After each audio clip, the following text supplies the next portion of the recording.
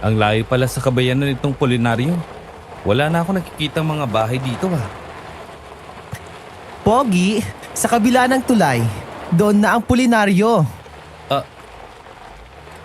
Estatwa ba ang mga nakatayo na yun sa arko? Hindi, mga bantay sila ng tarangkahan ng Pulinaryo. Bantay? Bakit kailangan pa ng bantay? Liblib na lugar to, di ba? Tama ka, hindi kasi basta-basta nakakapasok dito. Lalo na't estranghero. Hindi ordinaryo ang lugar na ito, Pogi. Kaya siguraduhin mong ang pupuntahan mo dito ay kilala ng mga gwardya.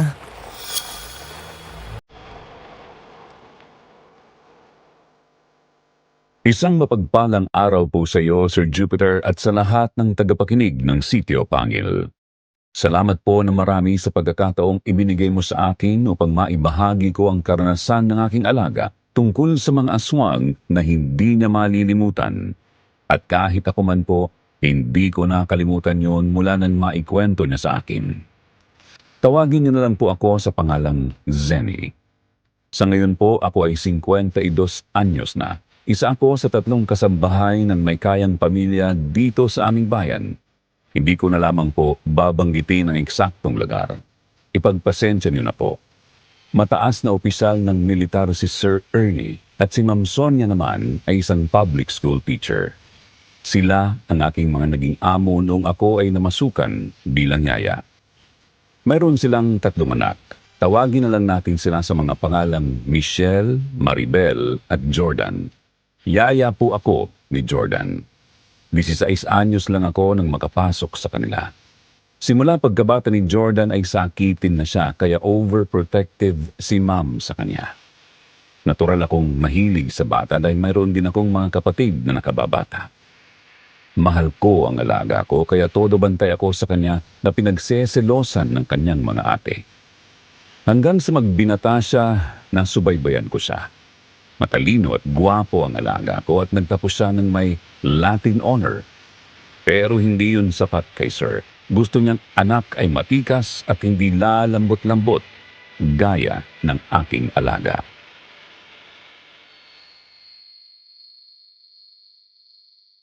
Hindi ka ba nagsasawa sa pag-aaral, Jordan?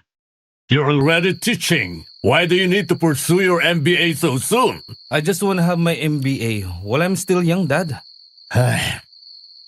Did your mother knows about this? Yes, Dad. Siya nga po ang may gustong mag-MBA ako ngayong summer vacation. Ay, masyado kang inispoiled ng mami mo. Tingnan mo nga yung sarili mo, Jordan.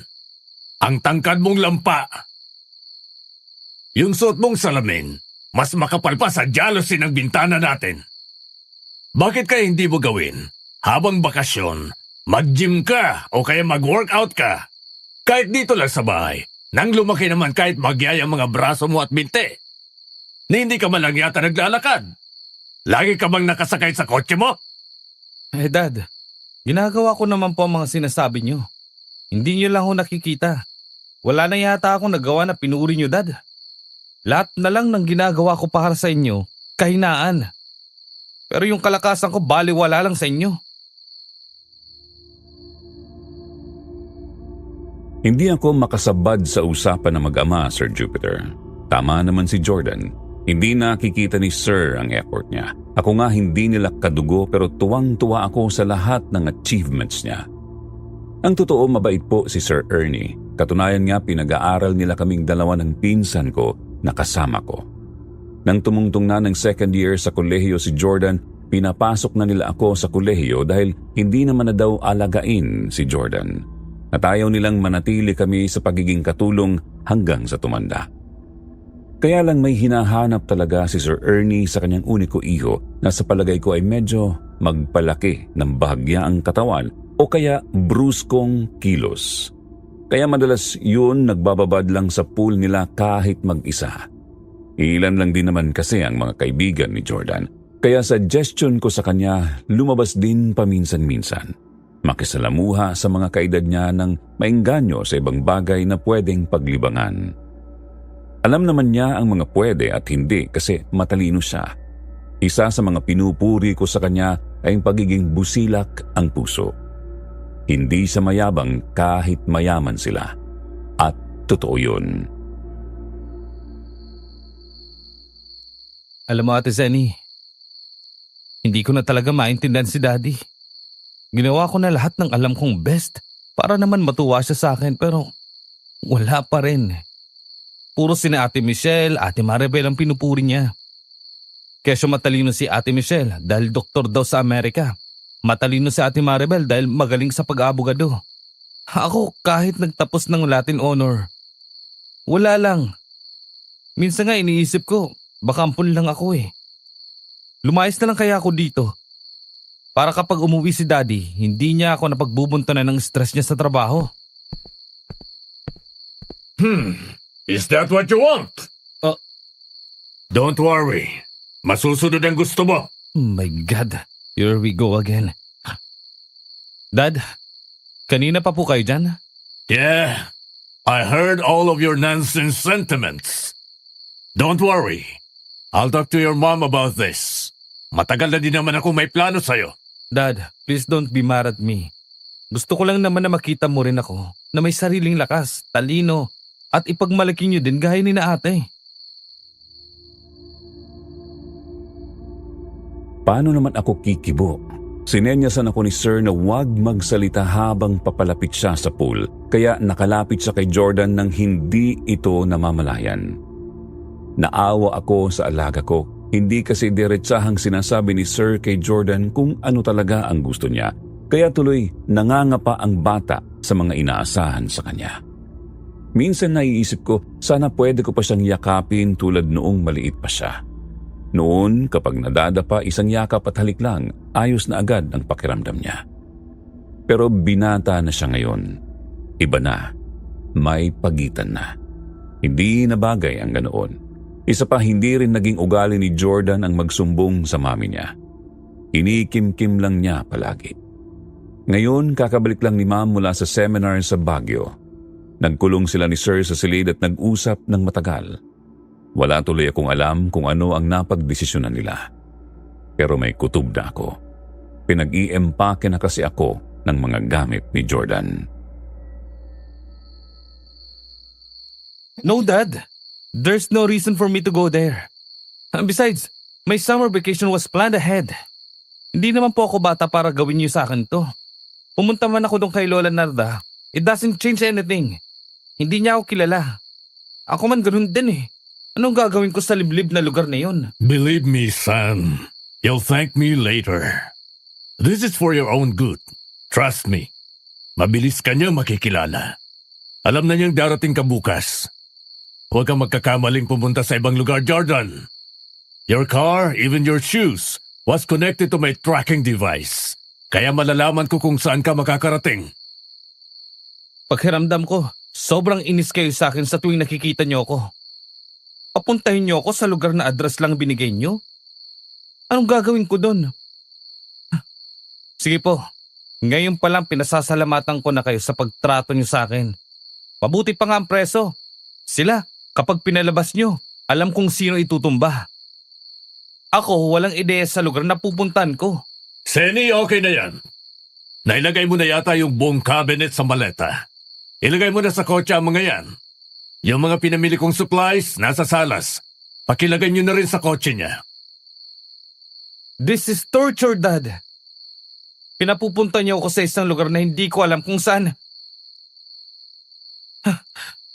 Sa bagay, nagsasawa na rin naman ako sa ganitong trato niyo. Madali na lang yun, total naman. Mabangin ang daan papunta dun, di ba? Kinabahan ako sa sinabi ni Jordan ng mga sandaling yun, Sir Jupiter. Pero kinalma ko din ang sarili ko dahil wala naman sa karakter ni Jordan ang magsusuicide. 2:00 ng umaga ay nakagayak na si Jordan. Mahigpit ang yakap ni Ma'am Sonia kay Jordan at paalala ang pabaon niya. Si Sir Ernie naman seryosong nakatingin lang kay Jordan. Nang pumasok si Emil, ang kanilang family driver ay sinabing na-check na niya ang kotse ni Jordan kaya lumabas na kami. Isang mahigpit na yakap at halik sa noo ang pabaon ko sa kanya. Tumulo ang luha ko nang lumabas na ng gate ang kotse niya at sinundan ko na lang ng tingin hanggang sa hindi ko na matanaw. Sa tagal ng paninilbihan ko sa kanila ay pamilya ang turing nila sa aming mga kasambahay.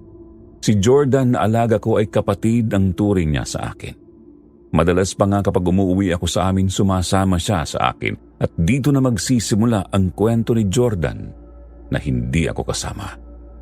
Kaya samahan niyo akong balikan ang bakasyon ng alaga ko hanggang sa dulo. Tumutok lang kayo at nako, maaaliw kayo. Ayon kay Jordan, mahaba ang biyahe papunta doon sa lola niya. Nang makarating siya sa probinsya, pasadong 9:00 na ng umaga. Kahit may dalang address na ibinigay si Sir ay nagtatanong siya ng mga direksyon hanggang marating na niya ang bayan ng lola niya.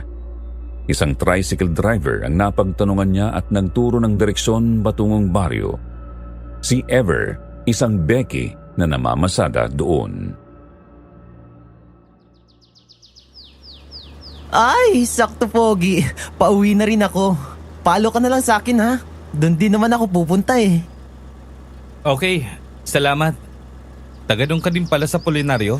Correct ka Pogi. O siya, Gorabels na tayo at lumulubog ng haring araw. Palo ka na lang ha. Okay, sige. Nakatutuwa naman to. Maskulado pero sexy. Wow! Kaskusero magpatakbo ah. Sige lang, okay lang yan para makarating na maaga sa Pulinaryo. Bakit kaya siya huminto sa tapat ng bahay na yun? Sandali lang Pogi. Iiwan ko lang tong tricycle dito. Boundaryhan lang kasi to eh. Okay. Sige, hintayin na lang kita. Malawak na bukiring taniman ng palay ang magkabilang daang iyon. Wala na siyang natatanaw ng mga bahay. Nang bumalik si Ever, sumakay na ito sa kotse niya. Sinabi na agad ni Ever na ilang metro na lang ay rough road na hanggang sa Pulinaryo. Habang binabagtas nila ang kahabaan ng daan na maalikabok ay panay ang tanong ni Ever kay Jordan. Hindi naman siya nairita dito dahil komedyante pala. Hanggang makita na niya ang paarkong may nakasulat na Bienvenido Apolinario. Pagtawid ng maigsing tulay. Pulinaryo na ito Pogi. May checkpoint ni Tay ha. May mga sibilyan nagbabantay doon. Medyo mahigpit dito eh. Hindi basta-basta nakakapasok. Ganun ba? Okay. Akalain ko ba namang sa liblib na baryong to na gaya nito ay may mga gwardya pa? Ano ka mo Pogi? May sinasabi ka? Diyos ko, alam ko namang maganda ako. Matagal na. Sabi ko, ang higpit naman pala dito sa inyo. Parang exclusive subdivision ng dating eh. May mga gwardya parang katipunero ang dating. Pero bakit mga sibat ang hawak nila sa halip na baril? Eh kasi, hindi naman mga ordinaryong utaw ang mga binabantay nilang makakapasok dito. Kundi mga nilalang na mula sa kaitsusan. Alam mo na yon, mga ibang nilalang. Ha? Anong ibig mong sabihin? Mamaya ko na ichichika sa'yo. Oh, halika na. Baba muna tayo at nako, medyo mukhang mahabang interogasyon pa ito eh. Titignan pa nila ang lahat ng sulok ng kotse mo. Baba na tayo. Tama ang mga sinabi ni Ever. Pinabuksan pa ang compartment at tiningnan kung ano ang nandoon. Matagal na tanungan. Kahit nagpakita pa ng ID at lisensya, ayaw nilang papasukin si Jordan. Ngunit nang sinabi niyang pasundo na lang siya sa lola Narda niya ay para silang nataranta at humingi pa ng paumanhin sa abala. Hindi naman daw niya talaga alam ang bahay ni Lola Narda kaya sinamahan siya ni Ever. Sa tarangkahan daw ng bahay ni Lola Narda pumarada ang kotse niya. Napansin niyang napapaligiran ng suha at halamang bougainvillea na nakasampay ang mga bulaklak nito sa bakod na kawayan. Malapad naman ang entrada na makakapasok ang sasakyan sa loob ng bakuran. Sumunod siya kay Ever na pumasok sa loob ng bakuran. Sa tagiliran ng maliit na bahay, mayroong kumpulan ng mga kawayan. May papag sa ilalim ng lilim niyon.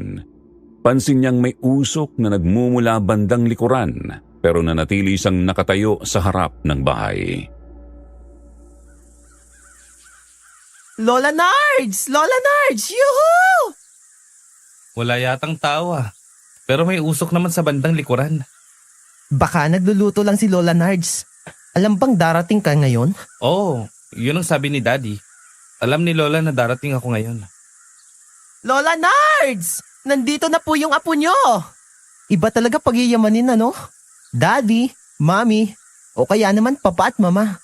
Kami dito, inang at tatang, di kaya'y ama o ina. Pero, pinaka-famous dito ang nanay at tatay. Ah, teka, baka hindi tayo naririnig ni Lola Nards. Nako! Akala ko kung sinong sumisigaw. Ere palang dalagang milawit ni Kaindo. Teka, ikaw na ba si Jordan? Ako nga po. Mano po, Lola? Siga naman pala si Lola Narda. Kakaiba to ah.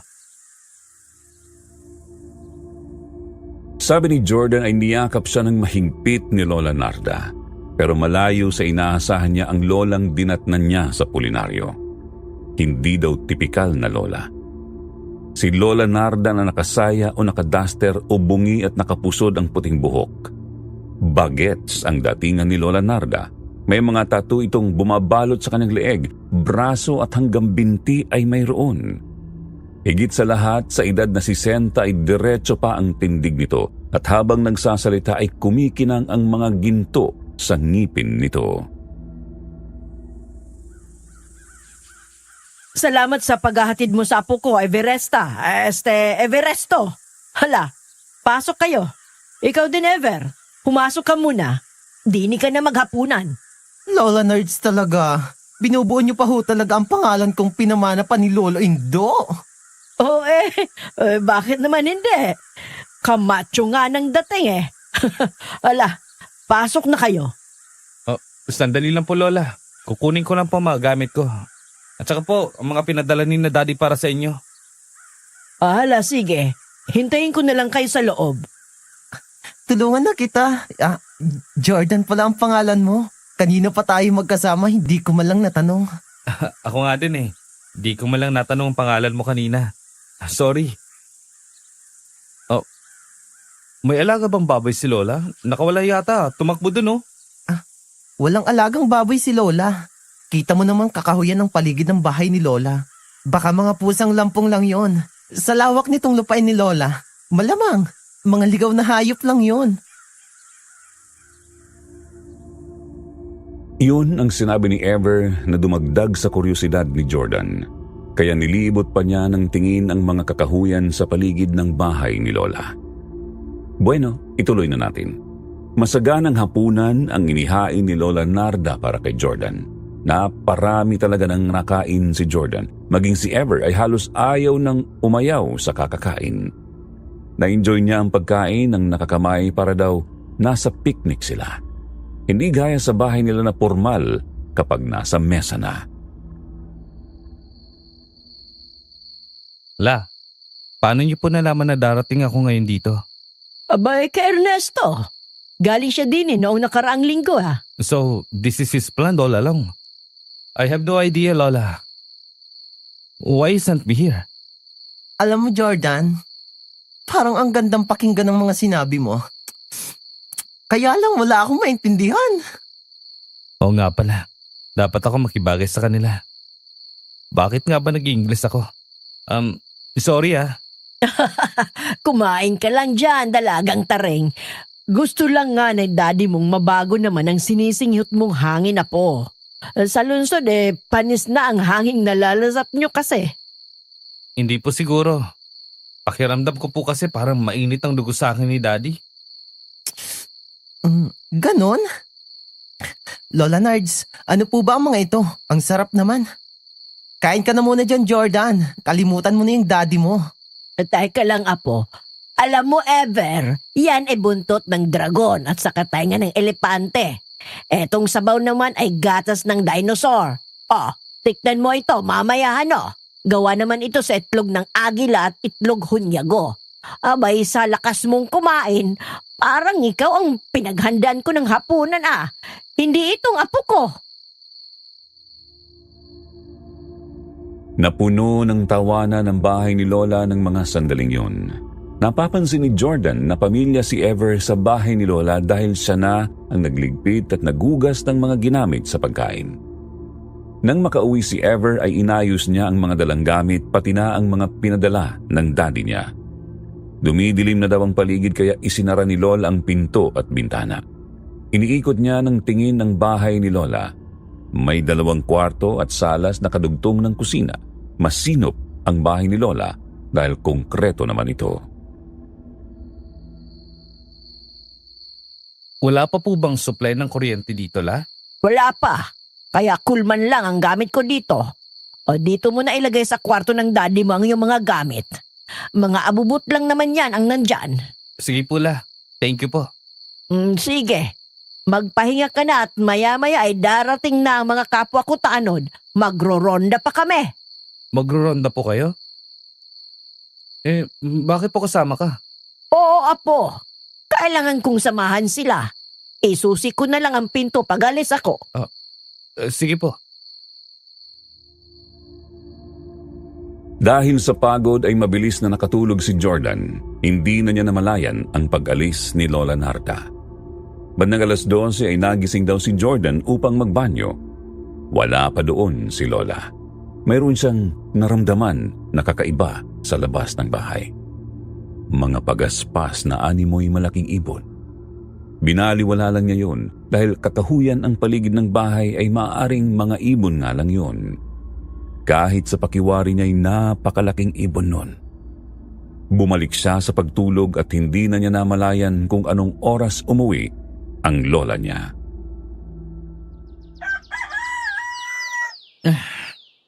Good morning po, Lola. Gising ka na pala, apo. Good morning. Opo na. Kain na tayo at marami tayong gagawin mamaya. Sige po, Lola. Salamat po. Hindi po ako kumakain ng kanin sa umaga eh. Kape lang po ang sa akin. Alam ko yon. Kapit pandesal? Hindi uso dito ang tinapay. Kaya halika na. Subukan mo mag-almusal ng kanin at tapa. Abay, paborito ito ng daddy mo. Kape lang po talaga ako, La. Ganun ba? O sige. Bago daw sila lumabas ng bahay ay pinasuot ni Lola Narda sa kanya ang bota ng daddy niya. Nakita niyang inilagay ni Lola ang takyaran sa bewang. Ito daw ang tawag sa suksukan ng gulok o itak na yari sa sungay ng kalabaw. Naglabas ng 2 palakol si Lola at iniabot sa kanya ang isa. Hindi akalain ni Jordan na ganoon kabigat kaya nagulat pa siya nang hawakan ito. Diretso sila sa likod bahay at itinuro nito ang malaking puno ng akasya na puputulin nila. Lola, ang laki po niyan. Kaya po ba natin putulin yan? Aba ay kaya. Nakikita mo ba ang 3 pinagputulan na yan? Opo. Ako lang ang pumutol dyan. Palakol lang ang ginamit ko. Talaga po, La? Hindi po ako marunong gumamit nito eh. Madali lang namang gamitin yan. Ganito lang. Hanga daw si Jordan sa unang bira ng kanyang lola. Malalim ang baon ng palakol sa pudo. Sa edad niyang 60, pambihira ang ganoong lakas. Itinuro sa kanya ni Lola Narda ang punong puputulin niya. Sa kagaya niyang ballpen at papel lang ang laging hawak ay naisip daw niyang imposibleng maputol niya ito. Bukod sa mabigat ang palakol, hindi siya ganoon kalakas sa tansya niya. Pero dahil nahihiya siya kay Lola, pinagmasdan niyang mabuti kung paano ang hataw ng palakol ni Lola. Sige, kaya mo yan. La, mapurol naman po yata tong palakol na pinagamit nyo sa akin eh. Tumatalbog lang po sa kahoy. Ganun ba? O di, palit tayo. Sige nga po. Eto ang gamitin mo kung mapupurulan ka pa dyan sa hawak mo. Parang mas mabigat to ah. Napasubo na si Jordan sa lola niya kaya pinilit niyang gamitin ang palakol na yon. Hindi pa napapalalim ni Jordan ang kanyang pinuputol ay naitumba na ni Lola ang punong naputol nito. Nagsindi ito ng tabako at nakadikwatrong nakaupo sa nakabuwal na puno habang pinagmamasdan si Jordan.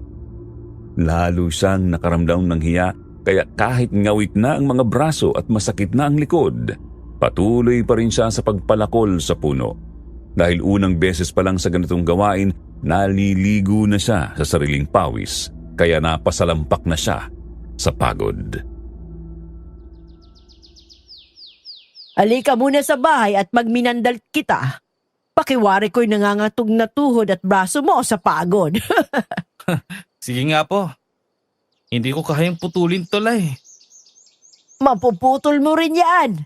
Balikan mo na lang. Hindi ka kasi nag-almusal kaya wala kang lakas. Mahina lang po siguro ang katawan ko la.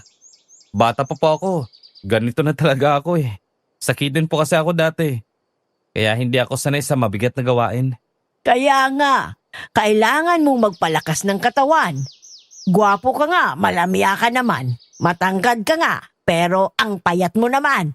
Para kang poste ng kuryente sa highway. Lola talaga. Pinuri mo nga po ako. Nilait mo din naman.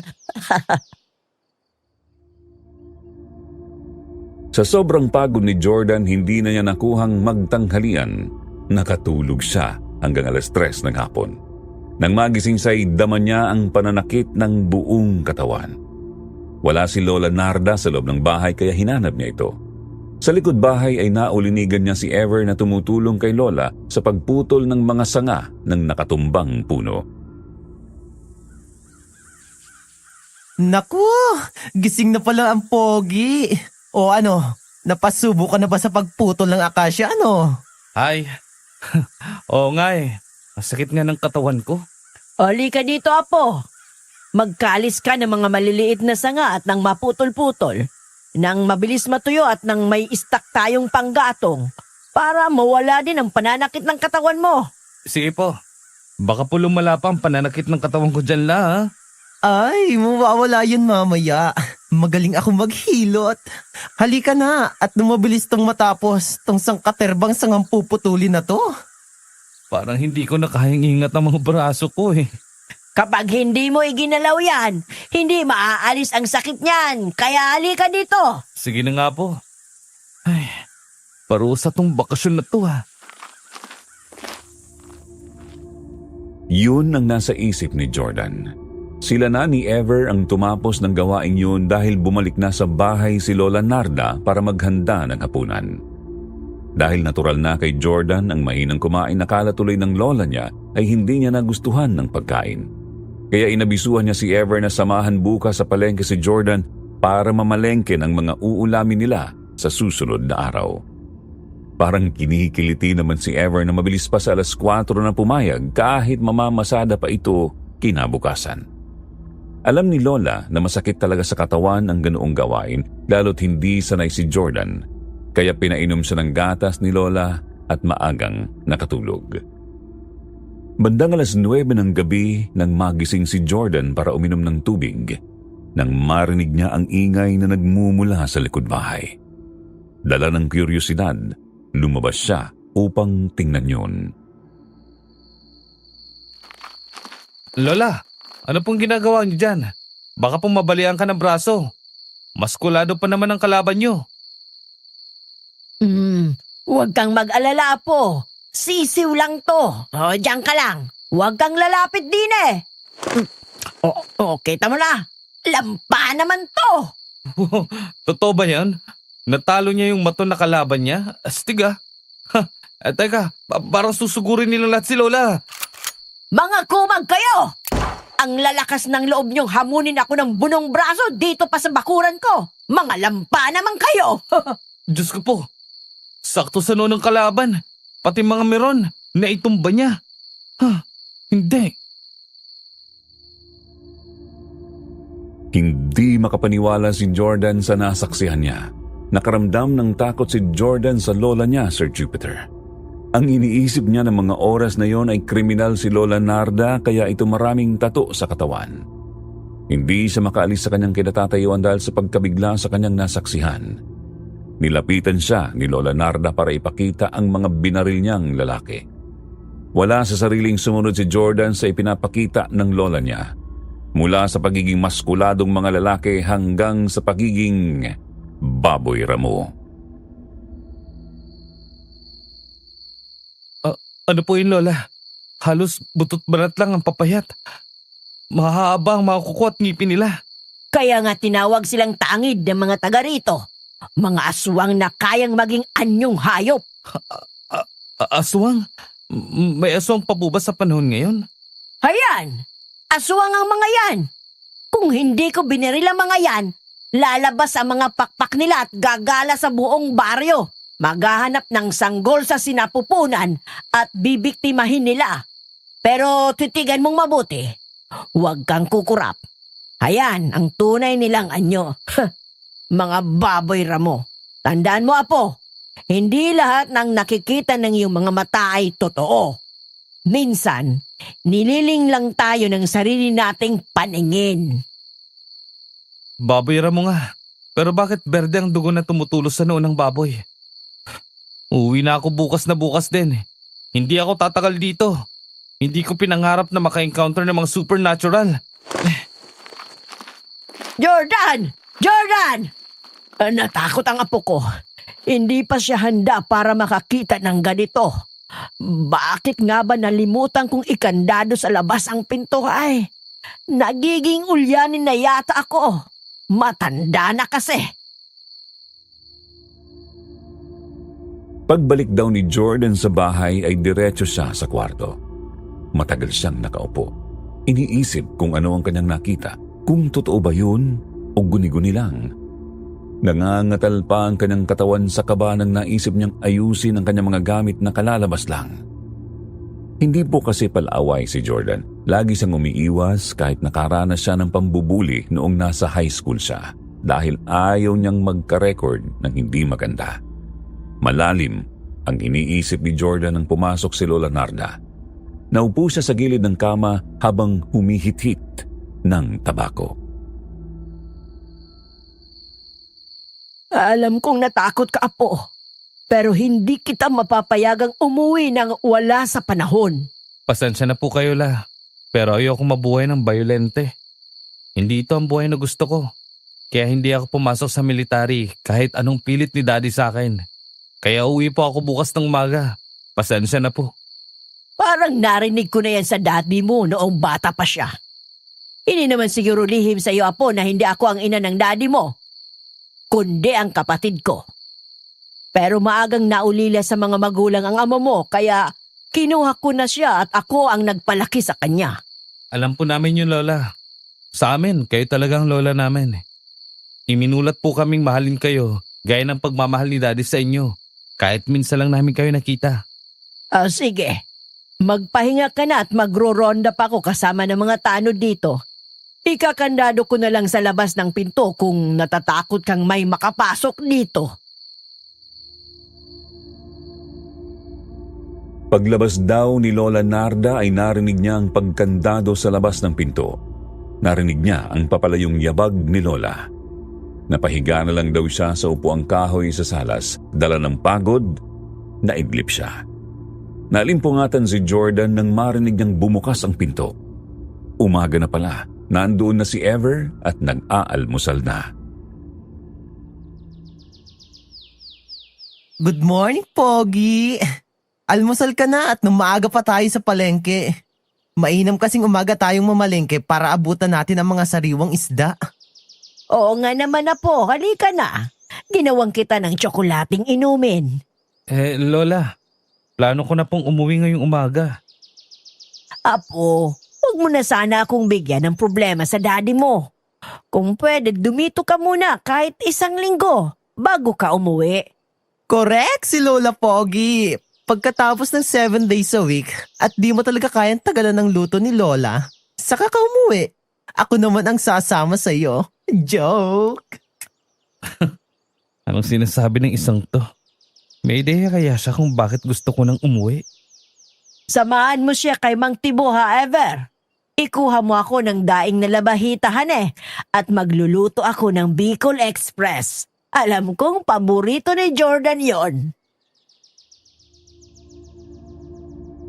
Hindi na ipilit ni Jordan ang kanyang planong pag-uwi kaya napilitan siyang sumama kay Ever sa palengke. Tahimik siyang sumusunod kay Ever habang namimili ito ng mga bilin ni Lola. Dahil alam ni Ever na wala sa wisyo si Jordan ay naging maharot ito, lalo na sa pwesto ng mga nagtitinda ng karne. Hindi na nagugustuhan ni Jordan ang mga biro ng mga tindero kay Ever, kaya sinabihan niya itong bilisan ang pamimili dahil nambabastos na ang mga ito. Dahil seryoso siya, naging pino ang mga kilos at salita ni Ever. Palabas na sila ng palengke nang makita nilang may mga lalaking nakapalibot sa kotse ni Jordan at pilit binubuksan ang pinto nito. Sinita ni Jordan ang mga ito. Kinutuban si Jordan na karnaper ang mga ito. Dahil matabil ang dila ni Ever, sinuntok siya ng lalaking nagbubukas ng pinto nito. Nang makita ni Jordan ang ginawa nito kay Ever ay sumugod na siya at pinagtulungan silang dalawa ng apat. Nagtakbuhan ang mga nanggugulpi sa kanila nang dumating ang mga tanod na nagbabantay sa loob ng palengke. Salamat po, sir. Ouch. Ayos ka lang? Ano ka ba, Jordan? Sabog pareho ang nguso natin. Bugbog sarado tayong dalawa. Sa tingin mo ayos pa ba ako? Mga kumag na yun. Aray ko! Ginawa tayong punching bag! Tayo na. Kung malakas lang sana ako, hindi tayo nagulpi ng mga yon. Ako pa gumulpi sa mga yon eh. Ikaw naman, hindi ka man lang marunong mag-self-defense? Hindi ka nagpaturo kay Sir Ernie o kaya kay Lola Narda? Hindi eh. Pasensya ka na. Ayoko maging bayolente. Sosmi naman! Kung mo bang marunong kang ipagtanggol ang sarili mo, magiging bayolente ka na? Labo mo naman! Ang ibig kong sabihin, kung marunong ka mag-self-defense, di sana, hindi ganito ang inabot natin. Tama dun si Ever, hindi po ba? Kaya ngayon malaking problema para kay Jordan kung uuwi siya. Paano niya ipapaliwanag kay Sir Ernie ang mga pasa niya sa mukha? Kaya kailangan talagang magpagaling siya doon kay Lola Narda. Pero ayon kay Jordan, Sir Jupiter, noon niya naisip na kailangan nga niyang matuto ng self-defense. Pagdating nila sa bahay, nakita ni Lola ang hitsura nilang dalawa. Pero hindi nagtanong si Lola. Kumuha lang siya ng mainit na tubig at bimbo. Iniabot sa kanilang dalawa. Nahiya si Jordan kay Lola sa nangyari na hindi man lang siya nakalaban. Sabihin pang anak siya ng isang mataas na opisyal na sundalo. Kaya nang matapos silang magtanghalian ay walang kibong kinuha ni Jordan ang palakol para tapusin ang kanyang pinupulak na puno kahit masakit ang buong katawan. Pero bago siya lumabas ng bahay ay sinuot ni Lola ang matigas na pulseras o bangle na yari sa palladium na para protektahan ng kanyang pulso. Bawat taga ng palakol doon ibinubuhos ni Jordan ang kanyang galit hanggang sa naibuwal niya ang puno. Naghahabol ng hininga sa pagod na napaupo si Jordan. Nakayukong nakangiti siya dahil nakaya niya. Merienda ka muna, Apo. Mahusay. Ngayon, nakita mong kaya mo pala, hindi ba? Kapag ginusto, walang imposible. Salamat po, La. Kaya ko po pala. Sabi nila mind over matters. Kapag inisip, kaya mo. Posibleng magagawa mo. Ang masama lang, nauuna ang negativity sa isip, kaya hindi makaya. Pwede niyo po ba akong turuan ng martial arts? Kagaya ng ginawa niyong pagtuturo kay Daddy Lola. Para kayanin ko rin ipagtanggol ang sarili ko. Abay, pwede. Kaya lang hindi mo kailangang matuto para gumante, ha, Apo? Para ipagtanggol din lang ang nangangailangan ng tulong, lalo na't mahal mo sa buhay, kung hinihingi ng pagkakataon. Alam ko po yun, La. Kaya nga po gusto kong matuto. Kaya lang po bukas na lang po tayo magsimula. Kasi po masakit ng buong katawan ko ngayon eh. Habang kumakain sila ng hapunan, ramdam ni Jordan ang sakit sa buong katawan at nanghihina ang katawan niya. Pansin yun ni Lola. Kaya nang matapos silang kumain, sinabi ni Lola sa kanya ang nakasalang sa kalan na malaking kaldero ay pampaligo niya. Nilagang dahon ng kamyas at suha para mawala ang pananakit ng katawan. Walang reklamong sinunod naman ito ni Jordan. Sabi niya ay nagginhawaan siya at nakatulog ng maaga ng gabing yun. Sige, sugod! Tikman yung kamong bakal ko! Isa ka pang kumagat! Ikaw na ambog ka! Ikaw ang dapat unang inoon! Pes, tapusin na natin ang hungang niyan! Apo, sa likod mo! Ang lanseta sa dibdib mo itarak! Akala niyo duwag ako ha? Akala niyo lang yon. Ang husay mo, Apo! Napaslang mong lahat! Pati na ang pinuno nila! Babangasin kitang salot ka! Ungas na to. Sa isang iglap, napakita din ni Jordan ang kanyang gilas sa pakikipaglaban. Talas ng pakiramdam at lakas na pambihira. Malinaw na paningin na hindi na kailangan pa ng salamin. Katawan na hinubog sa pag-iensayo sa pakikipaglaban. Yan ang mga katangiang nagpatingkad sa kagwapuhan ng alaga ko. Pero may istorbo. Jordan! Jordan! Hoy! Ay! Diyos ko, nananaginip pa yata to. Sasapagin ako ay! Sorry. Ang lola ko nasaan? Akala ko totoo na. Panaginip lang pala. Ay! Nasa labas. Kausap niya yung mga tanod. Halika na, doon ka magkape. Anong masakit sa katawan mo? Pareho tayong parang mga panda sa mga black eye natin sa mukha. O, Apo, gising ka na pala. Halika dito. Magandang umaga po, Lola. Eto si Caselo, albularyo sa Lorenzo. Diyan sa kabilang baryo. Eto naman ang apo ko, si Jordan, bunso ni Ernesto. Nakangiting titig na titig daw si Caselo kay Jordan dahil lumabas siya ng bahay na walang suot na salamin. Iniabot nito ang kanyang kanang kamay kay Jordan at napatingin siya kay Lola Narda. Naunawaan naman niya ang senyas ni Lola na ibig sabihin na ay magmano siya. Pati ang mga tanod na kaharap nila nakatitig lang din sa kanya, kaya parang nahiya siya sa mga bisita. Alam ni Jordan kung bakit, dahil sa mga pasa niya sa mukha. Pero si Lola na ang pumawi ng hiya na naramdaman niya. Kamukhang-kamukha mo kasi ang iyong ama. Kaibahan lang medyo payat ka. Ang ama mo kasi nung binata nako, maskulado. Abay anong tikas. Kaya nung nanliligaw palang kay Sonia, hindi nga makuhang pagsungitan ng tiyuhin ng mami mo. Abay, ano ba mga hanapin sa kanya? Magandang lalaki, magalang at mabait. O sige nga. Ano po? Paano niyo po nalaman yun, La?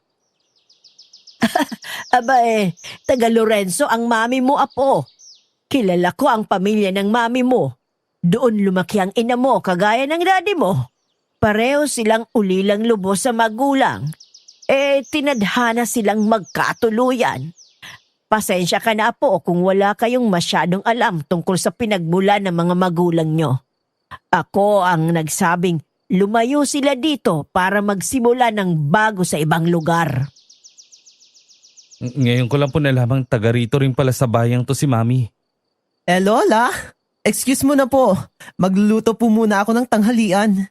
Ay sige, maganda yung naisip mo at nang dito na kumain sila Caselo at itong mga tanod na kasama niya.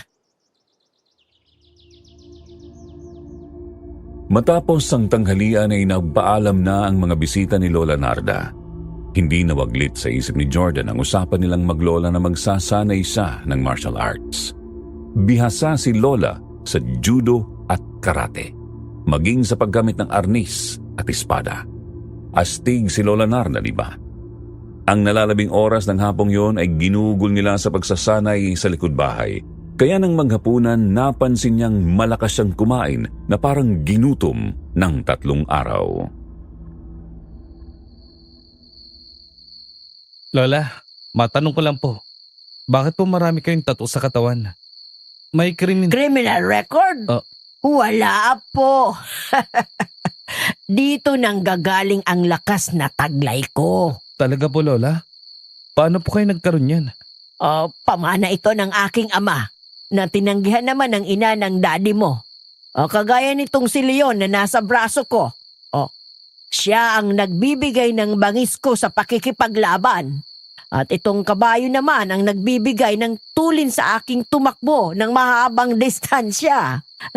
At itong mga Arabic na letrang nasa likod ng mga binti ko ay mga simbolikong nagbibigay ng nakamamanghang bagay na minsan ay nagagamit ko. Anting-anting po ang mga yan, La. Si Dada rin po. Mayroong mga tattoo sa katawan. Oo, sa kanya ko ibinigay ang iba para maproteksyonan ko ang ama mo kahit malayo siya sa akin. Pero hindi sapat ang anting-anting para proteksyonan ang sarili at mahal natin sa buhay. Kailangan din nating maging hasa sa sariling kakayanan sa pakikipaglaban. Kung sana lang hindi tumanggi ang ina ng ama mo, sana ay buhay pa silang mag-asawa. Ayon daw sa Lola Narda niya, ang ama ni Ma'am Sonia at ama ni Sir Ernie ay magkalabang mortal sa politika na humantong sa nakakagimbal na ubusan ng buhay. Ang akala ng marami, nagpataya na magkabilang kampo, ngunit ang katotohanan ay mga aswang ang kumitil sa buhay ng magkabilang pamilya.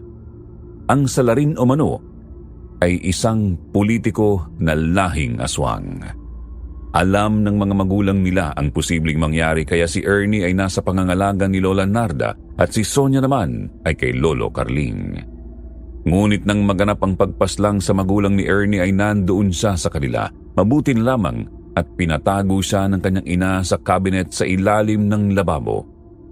Ganun pa man ay nakita ni Sir Ernie ang pagpaslang sa magulang niya.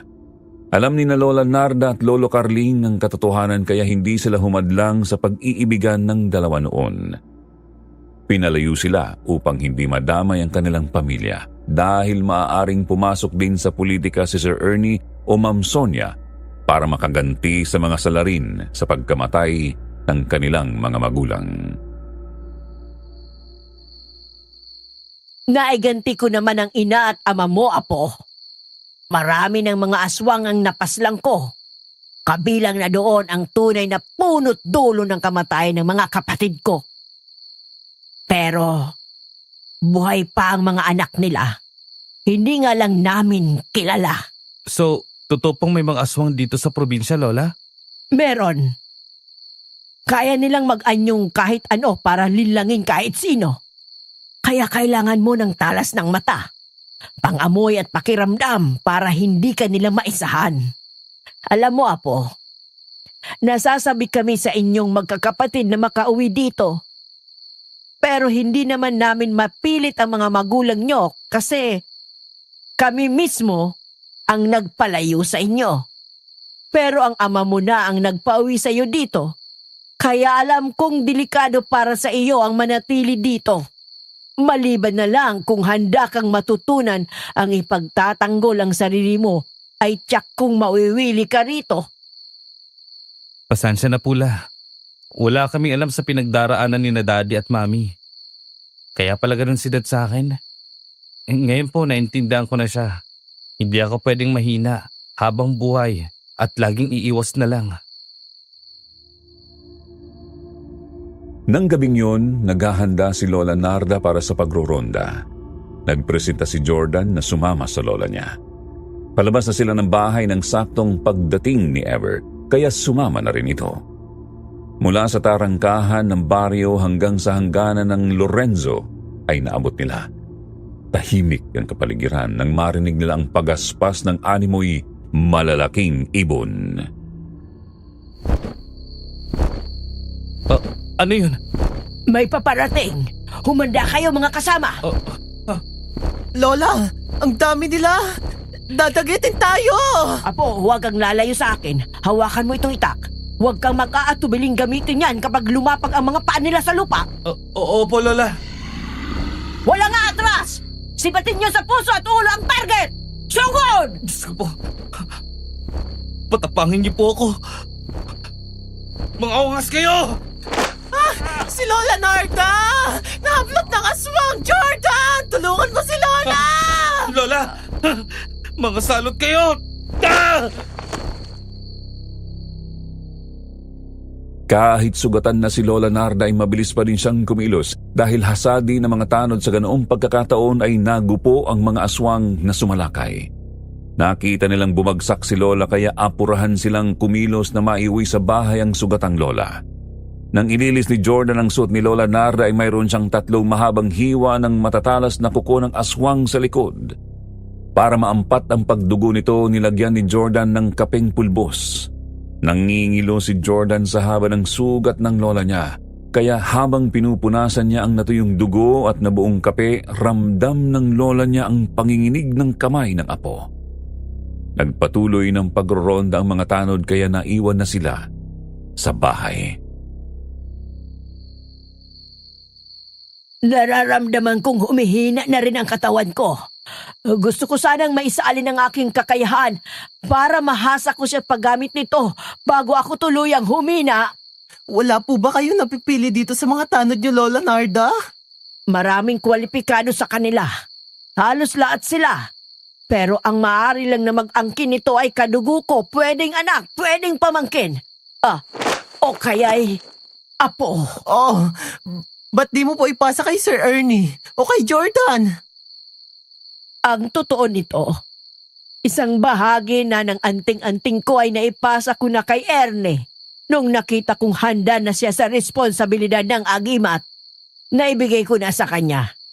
Etong natitira sa akin ay 2 hati pa. Sa apo at ang matitira ay sa akin hanggang kung kailan ako bawian ng lakas. Sabi ni Jordan, lahat ng mata ay sa kanya. Hindi daw siya makakibo dahil sa mga salita ni Lola Narda sa kanya, tumutukoy kung tatanggapin ba niya ang agimat para makagaan sa lola o tatanggihan. Pero sa palagay daw niya ay hindi niya kakayanin dahil pakiwari niya sa sarili ay mahina. Nasa malalim na pag-iisip si Jordan nang kalabitin siya ni Ever. Naiintindihan mo ba ang sinasabi ni Lola? Oo. Kailan parang hindi pa ako handa. Kung may handa mo ba, apo, ang sarili mo ay tatanggapin mo. Opo, Lola. Gusto ko ding makatulong sa mga mahihina. Kaya ko ding protektahan ng iba. Mabuti naman, apo. At may malinaw kang layunin sa pagtanggap kapag naihanda na kita. Sige po, Lola. Tayo na po sa kwarto niyo para makapagpahinga na po kayo. Hindi nakuhang makatulog agad ni Jordan. Binabantayan niya ang kanyang lola. Magkaharap sila ni Ever na umiinom ng kape pero walang umiimik sa kanila. Malalim ang iniisip ni Jordan. Nagkatinginan silang dalawa nang makarinig sila ng pagaspas ng pakpak at alam na nilang dalawa na tangid yun. Mabilis na tumayo si Jordan at kinuha ang itak ng lola niya. Lalabas na siya nang pigilin ni Ever ang kanyang kamay. Umiling ito sa kanya at sinenyasan siyang maupo. Pero hindi nagpapigil si Jordan. Lumabas siyang matatagang tayo at mahigpit ang hawak sa itak pero wala namang nandoon sa labas. Pagpasok niya sa loob ay namamaluktot sa upuan si Ever sa takot. Hindi na siya kinibupa ni Jordan at nahiga na lang si Jordan sa mahabang upuang katapat niya hanggang tuluyan na siyang nakatulog. Bangon na kayo. Tanghali na. Lola, kumusta na pong pakiramdam niyo? Dapat nagpahinga lang po kayo eh. Ako, okay na ako. Malakas pa ako sa kalabaw ngayon. Huwag kang masyadong mag-alala sa akin. Ayos na ko. Tingnan mo tong sugat ko. Tuyo na. Naghihilom na nga po, Lola. Paano po nangyari yon? Napagaling ako ng tatong Arabiko. Kita mo, nabawasan na sila. Ganyan ang mga yan. Sa tuwing sasaluhin nila ang buhay ko ay naglalaho na sila. Ang nananatili lang ay ang mga tatong proteksyon at nagbibigay ng lakas sa akin. Pero humihina na nga ang katawan ko kaya hindi ko na din kakayaning suplayan ng resistensya ang mga anting-anting ko. Kaya maghanda ka, apo. Opo, Lola. Sisikapin ko pong maging handa. Kahit kinakabahan po ako. O siya, dulog na at kumain na tayo. Dalagang Tereng, bangon na! Kain na tayo! Nang hapong yun ay nagpatuloy si Jordan at Lola Narda sa pag-ensayo. Ramdam ni Jordan ang malaking pagbabago sa kanyang sarili. May lakas na kusang lumabas sa kanyang katawan. Mas nagiging matalas ang kanyang pakiramdam. Sinanay din siya ni Lola Narda sa paggamit ng iba't ibang mga sandata. Sabi ni Lola Narda sa kanya na tama daw si Sir Ernie na may natatagong lakas si Jordan na kailangan lang na pag-aralan kung paano ito lalabas ng natural. Kaya ng gabing yun, muling isinama ni Lola si Jordan sa kanilang pagruronda. Lola, ang tagal nyo naman po. Kanina pa ako naghihintay dito eh. Oy, Jordan, magaling na mga pasamo sa mukha. Bakit ang sa akin hindi pa? Oh, ha? Wala na ba? Siguro dahil sa mga daong pinapaligo ko. Sasama ka ba uli, Ever? Ay, maganda yan. Nagiging kapaki-pakinabang ang maskuladong katawan mo. Doon na muna tayo sa hangganan ng baryo magpunta, mga kasama. Opo, Lola. Para magkaroon naman po ako ng saysay sa kasaysayan ng pulinaryo. Parang may paparating na. Oo, haya na sila. Alis to, mga kasama! Sibatin nyo! Oh, Diyos ko. Ang dami nila. Papalapit sila sa akin. Ungas ka. Isa ka. At ikaw din. Babaliin ko ang pakpak mo. Oh my gulay! Ang lakas mo pala, baby! Ay, kapayong bakla! Ayun pa! Saluhin mo ang kamao ko. Eto ba?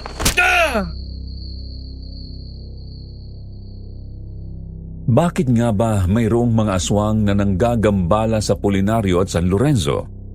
Kasi may natitirang kapamilya doon sa Pulinaryo si Sir Ernie at yun si Lola Narda. Sa San Lorenzo naman naroroon ang pamilya ni Ma'am Sonia na sumumpang uubusin nila ang mga aswang na may kinalaman sa pagkamatay ng mga magulang ng mga amo ko. Pero nagulat silang lahat sa gilas na ipinakita ni Jordan ng mga sandaling yun kasi si Jordan lang ang pinabayaan ni Lola Narda na kumilos upang masukat niya ang kakayanan at lakas nito. Sinunog ng mga tanod ang mga naghihingalong aswang hanggang sa maabo sila. Tumuloy ang grupo kina Caselo. Kahit gabi na ay nagdatingan ang angkan ni Ma'am Sonia nang malaman na ang anak na bunso ay naroroon. Sabik ang mga kamag-anak na makita at makilala si Jordan. Masaya po akong makilala kayong lahat dito. May kamag-anak pa pala kami bukod kay Lola Narda. Pero huwag kang magagalit sa daddy at mami mo, apo. Kung bakit hindi nyo nakalakihang makilala sila agad dito, ha? Pinoprotektahan lang nila kayo. Mamaya na daw po tayong lahat mag-uwian at magpapaluto si Caselo ng arroz caldo para sa ating lahat. Doon na daw tayo sa tita mo. Ayun, gumagawa siya ng ginataang kamuting kahoy na may pinipig. Saka doon sa isang bahay naman na yun, naglalaga ng bagong aning mais. Nako, sakto po Lola. Ginutom nga po ako ng engkwentro natin kanina. Taig pa nila nakakita ng artista, oh. Ay, tingnan mo, natataranta sa paggagayak ng makakain natin. Pogi mo naman kasi. Hinay-hinay lang naman ang hima sa likod ng apo namin. Everesta, baka mapudpud yan. Hayan po mga kasityo pangil, nasubok na nila ang lakas at tapang ng alaga ko. Hindi lang yun, sabi nga ni Ever, daig pa nila ang nakakita ng artista. Talaga naman, may taas siyang pwedeng pang NBA. Hindi naman siya masyadong payat. Ika nga'y katawang pang modelo, tisoy at higit sa lahat taglay niya ang mukhang Latino. Kaya ipagpatuloy na natin. Hating gabi na sila nang makabalik sa Pulinaryo. Nagpatuloy silang magronda hanggang 4:00 ng umaga. Alika na, apo. Matulog na kita. At daig pang kuliglig itong si Ever kung maghilik. Kaya nga po, napagod ang dalagang taring. Hindi na pagod. Nasobrahan ka mo ng busog. Halika na, apo. Ay, teka lang. Yung arenela ko pula. Lola, Salamat po sa pagtsatsaga yun na turuan ako ha. Ngayon, napapakinabangan ko na. Lagi mong tatandaan, Apo. Hindi natin dapat sukuan ang taong mahalaga sa akin. Lalo na at sila'y mahal natin sa buhay. Hindi natin hangad ang maghiganti, pero kailangan nating ipagtanggol ang ating sarili at ang mga taong baryo. Sabi ni Jordan, tanghali na naman nang sila'y magising. Ginising siya ng amoy na nagmumula sa niluluto ni Lola. Kare-kare. Ito ang paboritong ulam ni Jordan. Habang kumakain sila ng tanghaliang yon, matamlay si Lola Narda kahit nagpapatawa ito. Ang mga pagmamasid ni Jordan ay hindi nakaligtas sa matalas na pakiramdam ni Lola. Kumain ka na lang muna, Apo. At ikaw naman, Ever, ipamalengke mo ko mamaya ha. Naubos ng istak kong nyog dito. Ipakain mo na din ang iba. Sure, Mother Nature. Pero uuwi po muna ako nang makapag-shower to shower naman ako. Amoy binubura na po ako eh. Sige. Hindi pa ba umuwi si Tisay? Bakasyon na. Baka po ngayong linggo. Ay naku, salamat po Lola. Nabanggit niyo si Tisay. Magluluto po ako ng bilo-bilo. Paborito yun ng bunso ko eh. Sino pong Tisay, Lola? Anak mo, Ever? Hindi anak ni Ever si Tisay. Kapatid niyang bunso yun. Nako, pabait na kuya, ate yang si Ever. Nagsasakripisyo yang hindi matapos ng koleyo at namasada na lang habang pinag-aaral yung bunsong kapatid. Si Laila, Tisay ang palayaw niya. Mestisa kasi kaya Tisay ang tawag sa kanya noong bata pa eh. Nakatandaan naman ang tawag na yon. Wow! Saludo ako sa'yo, Ever. Sinasakripisyo mo ang future mo para sa kapatid mo. Pero ikaw, wala ka bang planong mag-aral ulit? Una, salamat. Pero hindi ko sinolo ang pagpapaaral kay Tisay ano. Si Lola Narda ang kanyang totoong sponsor. Ako, support lang. Baon at pamasahe lang ang sinagot ko. Tsaka, hindi lang naman si Tisay ang pinag-aaral dito ni Lola. Marami sila. Ang iba nga nakapagtapos na. Gaya ni Tisay na teacher na ngayon. Yun si Lola Narda, mga tagapakinig. Hindi lang siya basta matapang na kapitana na may anting-anting. Isa din siyang pilantropo. Dahil nag-iisa lang sa buhay, tanging si Sir Ernie lang ang pamilya niya. Kaya ang kanyang pensyon ay ginugugol sa mga scholar niya. Pero wait, hindi lang pala si Lola ang tumutustos sa kanila, pati pala sila Ma'am Sonia at Sir Ernie ay tumutulong din sa mga scholar na yon. Katunayan nito, isa ako sa mga natulungan nilang makapag-aral sa kolehiyo. Ayon pa kay Lola Narda, itinutuloy lang ng pamilya nila ang naumpisahan ng mga magulang ni Sir Ernie. Kaya sa mga nalaman ni Jordan, proud na proud siya sa pamilyang kinabilangan niya. Nang hapong yon, habang nagkakape sila ng lola niya, pansin pa rin ni Jordan ang tamlay ng lola niya. Lola, bakit po hindi ko na mahubad ng bangle na isinuot niyo sa akin nung nagpupulak ako ng puno? Nung una, maluwag lang to, pero ngayon, parang dumikit na yata sa balat ko. Ha? Talaga, Apo? Kung ganon, ikaw ang napili ng mga agimat na magmay-ari sa kanila. Kasi 3 lang ang pulselas na kagaya niyang suot ko. Sa daddy mo ang isa at yang suot mo. Kapag kumapit sa iyong katawan ang mga kapangyarihan niya, gusto ka nila. Mapapasayo ang kobra at alakdan. Sa daddy mo ay taglay niya, tigre at hunyago. Sa akin ay maiiwan pa ang dragon, Pegasus at mga letrang ito ng sinaunang Arabikong na nagtataglay ng kakaibang lakas. Ibig mong sabihin, gusto nila ako? Pero sa tingin ko, hindi pa ako handa. Nakaya mo na nga po. Hindi mo ba naramdaman kagabi ang lakas na taglay mo? Ay, sa isang suntok mo lang, nabasag mo ang mukha ng mga aswang. Ikaw lang ang kumilos kagabi Oo nga po no. Ang lakas ko nga po kagabila. Huling nga po nang mapansin ko yon. Pero kailangan ko po ng tulong nyo. Asahin niyo pa ako kagaya ni Daddy. Naku, apo ko. Matutuwa ang ama mo. O sige, ipagpapatuloy natin ang pagsasanay ngayon din. Tayo na! Sa umaga ay nag-iigib siya ng tubig pagkatapos ay bahagyang pahinga. Pinuputol ni Lola ang mga punong overdue sa kakahuyan upang gawing panggatong. Sa pagsapit ng gabi, muling sasama sa pagroronda. Ilang araw din ang ginugol ni Jordan sa pagbabatak ng katawan sa gawaing yun. Hanggang sa pati mga tanod kasama na rin sa pagsasanay. Bumuo ng grupong makakasabay ni Jordan sa pagsasanay ng karate. Dahil na rin sa mga teknik na itinuro ni Lola, nabuo ang kumpiyansa ni Jordan sa sarili.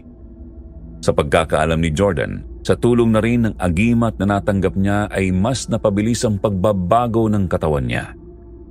Habang nagpapahinga sa ilalim ng kawayan ng mga nagsasanay, dumating si Ever na kasama si Tisay. Good afternoon po, Lola Narda. Namiss ko po kayo.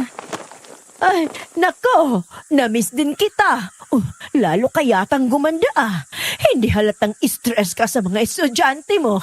Ay, alam ko po ang panlaban sa stress. Hindi ko nalilimutan ang itinuro nyo. Lola, ang ganda naman ito. Ay, oo nga pala, Laila.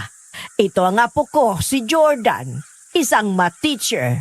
Apo, ito naman si Ma'am Laila. Tisay kung tawagin namin siya dito. Guro din siya sa bayan. Elementary naman siya. Hi, I'm Jordan. Nice to meet you, Ma'am Laila. Likewise, Sir Jordan. Gwapo naman ito. Macho pa. Ay, bakit naman ganon? Nung dumating si Jordan dito, walang ganyang eksena ng pagpapakilala sa akin. Bakit kay Tisay? May ganyan-ganyan pa. Naku, may pa-shake hands pa kayo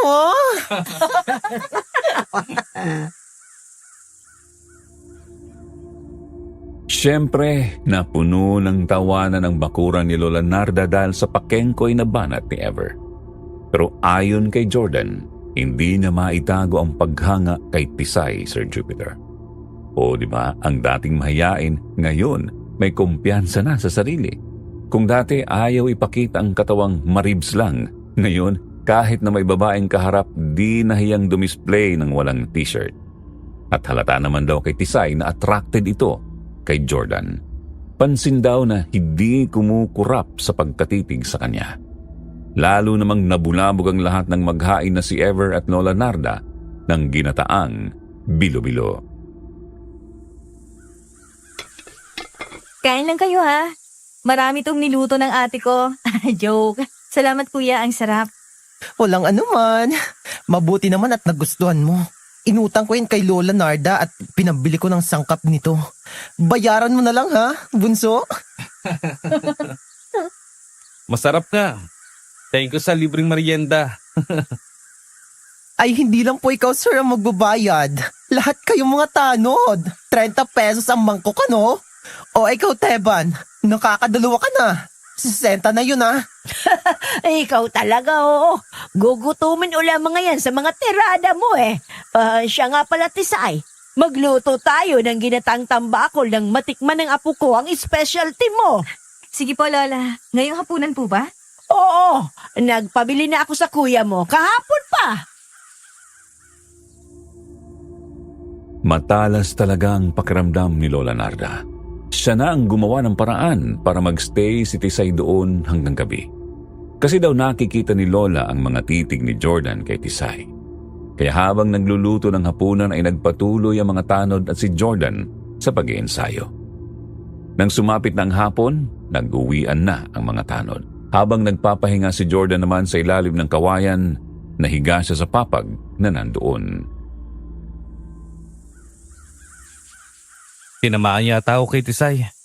Kaya lang hindi ako marunong manligaw. Paano kaya? Sa pelikula na napapanood ko, may bulaklak at chocolates pa. Saan naman ako kukuha ng bulaklak dito? Kaya lang, may boyfriend na kaya siya? Wala pa naman. Ha? Kung sakali, ikaw pa lang. Kanina ka pa ba dyan? Narinig mo bang sinabi ko? Oo, alam mo Sir Jordan, kaya hindi kita pinag-isipan ng hindi karapat-dapat kasi inire-reserba kita sa kapatid ko. O, talaga ba? Paano mo naman nalaman na magugustuhan din ako ng kapatid mo, Aber? Ay, basta. Alam ko ang mga type niya. Saka, gusto siya ng lola mo para sa'yo. Pati ng daddy mo. Wish niya na magustuhan mo si Tisay eh. Setup yata talaga ang pangyayari dito sa akin ah. Well, magandang pangyayari to kung sakali. Lahat pala sila boto kay Tisay eh.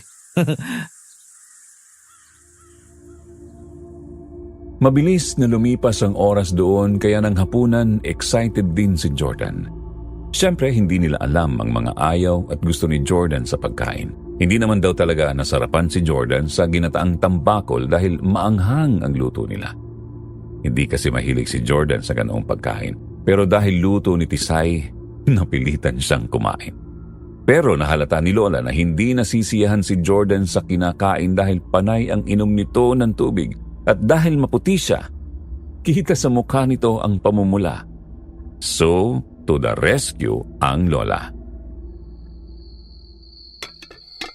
Ay apo, tikman mo itong pritong tambakol. O ganyan yan bago ipaksiw at lagyan ng gata at sangkaterbang sili. Salamat po, Lola. Masarap po. Mas okay to kapag may ketchup. Ay, hindi mo ba nagustuhan ng may gata? O masyadong marami yata ang sili? Nako, pasensya ka na ha. Dito kasi ginagawa lang panghimagas ng sili, lalo na si Lola Narda. Hindi. Masarap naman. Okay lang. Kung ano nakagawaan nyo dito, ayos yan. Nako, ano ba kayo? Sanay yan sa mga sosyal na pagkain ano? Pero ramdam naman namin nakikibagay ka sa amin. At magandang sinyalis yan na pwede ka kahit saan ha? Ay, hayaan mo na. Sa susunod, bahagyang anghang na lang. Ay, bongga! May kasunod pa pala yan ha? Yun na nga bang sinasabi ng mga baraha eh. Dumali ka na naman, Everesta. Ikaw talaga. Sa probinsya, pagsapit ng 6:00 ng gabi kahit maliwanag, karamihan ng mga bahay sarado na. Hindi gaya sa mga syudad na halos hindi na natutulog ang mga tao. Dahil dito kila Lola, wala pang supply ng kuryente, mga gasera ang karamihang ilaw. Pero dito kay Lola, sabi ni Jordan, medyo level up na. Coalman ang gamit nila sa bahay at mayroong extra pang 2 na ginagamit ng mga tanod kapag nagro-ronda. Nang pauwi na sila Tisay at Ever, sinamahan sila ni Jordan. Buong summer vacation ka ba dito, Jordan? Oo. Kapag malapit ng pasukan, saka na ako uwi. Ikaw? Siyempre naman, taga rito ako eh. Pagbalik ko sa bayan sa pasukan, isasama ko na si Kuya Ever. Para siya naman ang pag-aaralin ko. Di ba, Kuya? Sure ba yun, bunso? Nako, sa wakas makakapagtapos din ako. Salamat naman. Oo naman, Kuya. Pangako ko yun, di ba? Oh, dito nang mundi naming palasyo. Halika, pasok ka muna. Malapit lang pala kina Lola ang bahay nyo ah. Sige.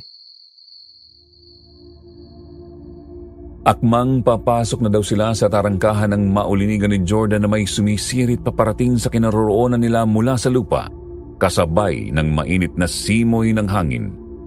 Kinutuban siyang may kakaiba, pero hindi siya dapat magpakita ng kaduwagan dahil kasama niya ang babaeng umagaw ng atensyon ng pihikan niyang puso. Lumilindol yata. Pero parang hindi naman. Ano yung mga gumuguhit sa lupa? Mariosep, umaahaw na yata ang mga nuno sa punso. Ayun oh, parang may ararong gumagapang na mabilis sa lupa. Papunta dito. Ano yan? Atras kayo. Huminto sa tapat natin eh. Shoot! Diyos ko, aswang! Makakumag kayo. Lulumpuin kita. Ito ang dapat sa mga katulad nyo, mga hangal. Ay, grabe. Ang lakas mo talaga, Jordy. Nabasag mo ang ulo ng aswang na yan. Bakit berdang dung lumalabas sa nahating ulo niyan? Sandali. Pupunta ako kay Lola Narda. Kailangan makita niya to. Are you okay? Nasaktan ka ba sa pagsambulat ng lupa? Yeah, I'm good. Thanks. Ang lakas mo, Jordan. Mana ka sa lola mo. Kaya ako natatakot umuwi dito eh. Merong mga ganitong gumagambala dito. Oh, sorry. Nayakap na tuloy kita sa takot ko. Yeah, don't worry, I'll protect you. Panalo. May payakap pa na bonus. Iba ang nagagawa ng pusong umiibig, di ba? Tumatapang.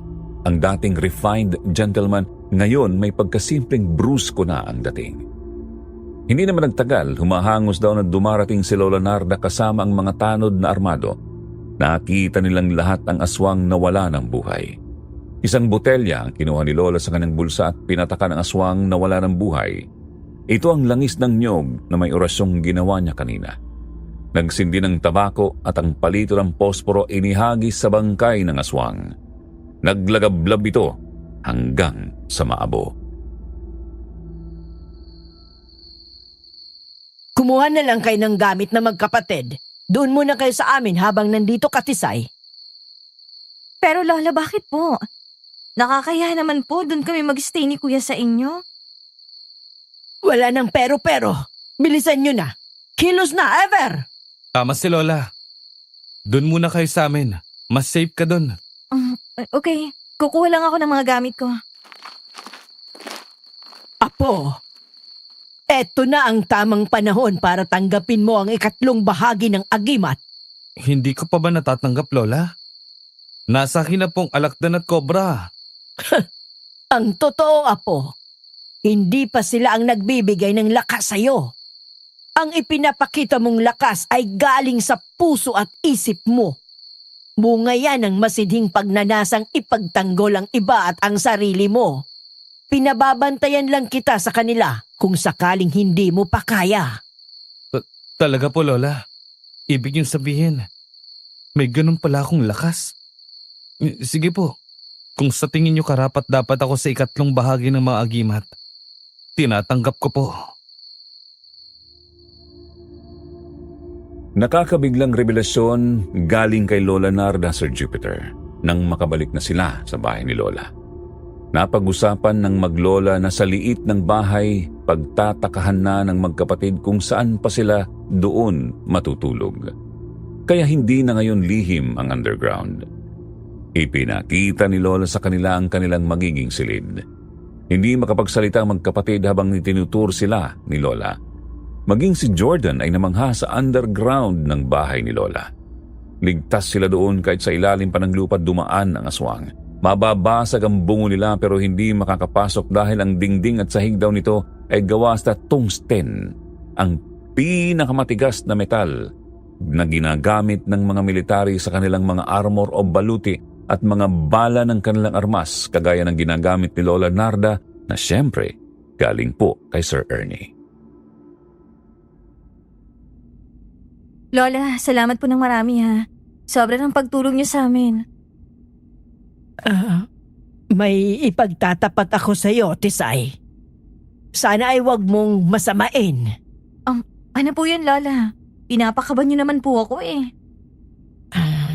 Ang iyong ama, si Manolo at si Ernie, ay matalik na magkaibigan. Silang dalawa ay mayroong kasunduan. Ang anak na lalaki ni Ernie, si Jordan, ay ipinagkasundong ipapakasal sa anak na babae ni Manolo.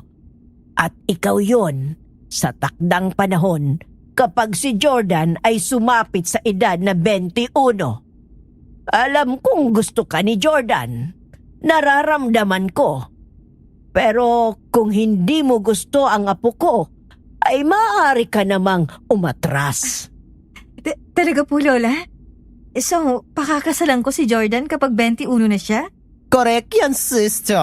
Kaya nung nalaman kong si Jordan ang apo ni Lola na anak ni Sir Ernie, binantayan ko na. Kasi baka maunahan ka pa ni Marietta at ni Elvira. Pero kung di mo naman tipipay si Jordan, pwede naman ako magpakasal sa kanya. Kuya, grabe ka ha. Aagawan mo pa ako. Alam po ba ito ni Jordan, Lola? Nasaan po ba siya? Hindi. Wala siyang alam tungkol dito. Ayaw ipaalam ng daddy niya kasi hindi magugustuhan ni Jordan. Ayaw niyang minamanipula siya ng kahit na sino. Ayun, naliligo at malamang na magpapapogi yun. Ayun na nga po, ito na ang sinasabi ni Sir Ernie sa simula na this is for your own good and you'll thank me later. Una, nadiskubre ni Jordan ang totoo niyang lakas. Pangalawa, ang 3 bahagi ng anting-anting na deserve niyang matanggap. At ang pangatlo ay ang makilala ni Jordan si Tisay na laan sa kanya kahit noong bata pa sila. Matalino ang amo ko, hindi po ba? Kaya lang ang mga kasunduan pa lang yon ay hindi lihim sa kalaban ng pamilya ni Sir Ernie dahil ang kasunduan ay naikwento ng ama ni Tisay sa kasamahan sa munisipyo at ito ang dahilan ng kanyang naging kamatayan. Dahil ipinagkakasundo ng katrabaho niya ang anak na lalaki kay Tisay, ngunit tinanggihan na ito ng ama niya. Wala siyang alam na ang nakikipagkasundo ay leader ng mga aswang na tangid. At ang anak na lalaki ng napaslang na aswang ng amo ko ay nagbabantay na pala kay Tisay noon pa. Kasamahan ni Tisay ng guro ang aswang na yon, si Isagani na matagal nang nanliligaw sa kanya. Pero ilang beses na rin na binasted ni Tisay at malamang ang aswang na napaslang kanina ni Jordan ay ipinadala ni Isagani upang pinsalain ang aking alaga. Kaya para tuluyang maihanda ni Lola si Jordan, kailangan nilang isagawa ang ritual ng pagsasalin ng anting-anting. Mamayang hating gabi natin gagawin ang ritual, apo. Kailangang handa ka at buo ang loob sa lahat ng makikita mo. Opo, Lola. Handa na po ako. Pero hasain niyo po akong gamitin sila, ha? Siyempre naman, para pakinabangan mo rin sa mga angkop na pagkakataon. Lola, nakialam na po akong gumawa ng tsaa. Inom po muna tayo. Masarap to, Jordan. Tsaang gubat. Homemade ni Lola Narda. Ay, salamat, Tisay. Mabuti na isipan mong gumawa niya ng matikman ng apo ko. Salamat. Sige nga, tikman ko. Lola, hindi na po ba kayo sasama magronda ngayon? Susunod na lang kami ni Jordan mamaya. May gagawin muna kami. Pagkatapos ay pupunta tayo mamaya sa San Lorenzo. Sumama ka din mamaya, Tisay. Sige po, Lola. Gusto ko din makapasyal doon. Bago pa sumapit ang 12:00 ng gabi ay magkatalikod na nakaluhod sina Lola Narda at Jordan. Napapaligiran sila ng mga nakasinding kandila sa tahimik na pusod ng gubat na nasasakop ng lupain ni Lola. Kapwa sila walang pantas na damit upang malayang makalabas sa katawan ni Lola Narda ang mga anting-anting na tattoo na isasalin kay Jordan. Alagang anting-anting na laan kay Jordan. Lumabas ka sa akin.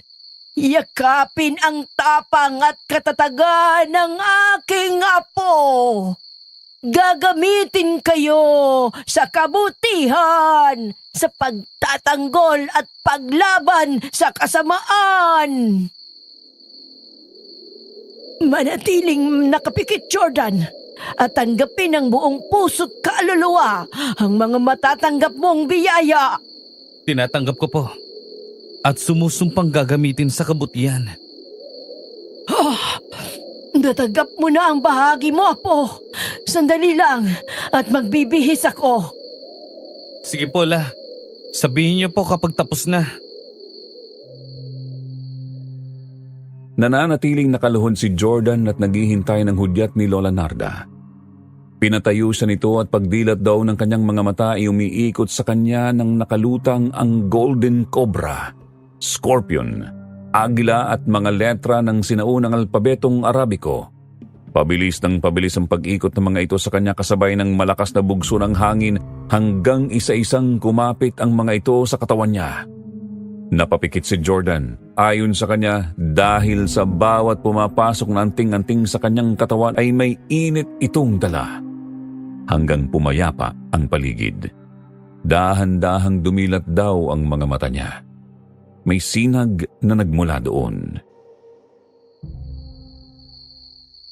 Ayon sa aking ama na nagpasa ng lahat ng mga anting-anting, ay nagpasalin-salin na sa ating lahi sa maraming henerasyon. Ang ina ng iyong ama ay hindi nakabahagi ng alinman sa mga taglay natin dahil siya mismo ang tumanggi na makabahagi nito. Kaya ngayong taglay mo ang kobra ng Eldorado sa iyong kanan at ang alakda ng mga sinaunang bathala sa iyong kaliwa. Nakapwesto ang agila sa iyong likod hanggang dibdib ay magsisilbi mong baluti. Walang matalas na patalim ang tatalab sa iyo niyon. Sa bawat pakikipagtunggali ay magagamit mo sila. Gamitin mo lamang sa kabutihan, apo, para hindi ka nila pagtaksilan. Umasa po kayo, Lola. Nagagamitin ko sila sa mabuti at sa pagtatanggol sa mga mahal ko sa buhay. Alam mo naman kung paano sila itatago, hindi ba? Dito magsisimula ang bagong pahina ng buhay mo, apo. Tatag at paniniwala sa Diyos na ang mga nakamit nating ito galing sa Kanya. Opo, Lola. 2 beses sa plus pababa ay kusang magtatago ang mga ito. Pero makikita pa rin ng mga may taglay na agimat. Gaya yun ni Daddy. Tayo na po at naghihintay na sila sa atin. Oo nga, baka mainip sila. Ayon kay Jordan, ang pagkakaroon ng anting-anting lalo pat ito ay mga tattoo sa katawan ay hindi palamuti o pang-display. Mayroon itong malalim na kahulugan, responsibilidad at dapat buhayin sa pamamagitan ng lakas sa tao na nagtataglay ng isang anting-anting. At higit sa lahat ay ang pananampalataya sa Diyos na ang bawat isang anting-anting ay biyayang kaloob niya sa taong karapat-dapat magtaglay nito. Malinis na puso at hindi makasarili. Kaya nang matapos ang ritual na pagsasali ng mga agimat ay tinago sila ni Jordan sa paningin lamang yun ng iba. Ngunit ang totoo, hindi naman talaga na itatago. Kasama sina Jordan at Tisay sa pagroronda ng mga tanod sa pangunguna ni Lola Narda. Sa nakita nating aswang na umatake kina Tisay, ay kailangang dobling talas ng pakiramdam ang kailangan natin. Hindi lamang sila lumilipad, kundi kaya din nilang mag-arumbang sa lupa. Kaya ang mga itak na binigay ko sa inyo ay wag na wag niyong aalisin sa inyong mga baywang. Talasan ang mga mata, ha? Oh, tayo na! Lola, may mga paparating po. Naririnig ko, apo. Humanda kayo. May paparating na naman. Jordan, ayun na sila. Diyos ko, dadagitin tayo! Dumampa kayo! Akin itong nauna! Manghiram ka ng mukha sa aso, ungas!